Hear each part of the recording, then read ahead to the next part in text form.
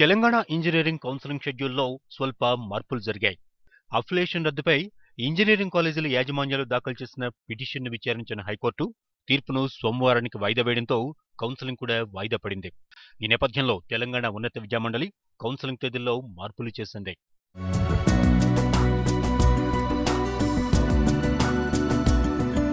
Web ఆప్షన్ల నమోదు ప్రక్రియ ఈ నెల 6వ తేదీ నుంచి ప్రారంభం కావాల్సి ఉండగా 2 రోజుల పాటు వాయిదా వేశారు. అంటే ఈ నెల 8వ తేదీ నుంచి 11వ తేదీ వరకు వెబ్ ఆప్షన్లు నమోదు చేసుకోవచ్చు. అలాగే 12వ తేదీన వెబ్ ఆప్షన్లో మార్పులు చేసుకోవచ్చు. 15వ తేదీన సీటు అలాట్మెంట్ ఉంటుంది. ఈ నెల 23 నుంచి 24వ తేదీ వరకు రెండో విడత కౌన్సిలింగ్ ఉంటుంది.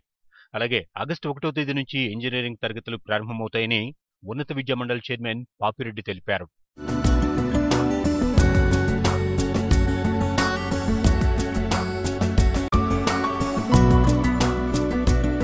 సుప్రీంకోర్టు మార్గదర్శకాలు, హైకోర్టు ఆదేశాల ప్రకారం ఆగస్టు 1 నుంచి తరగతులు ప్రారంభిస్తున్నట్లుగా పాపిరెడ్డి చెప్పారు.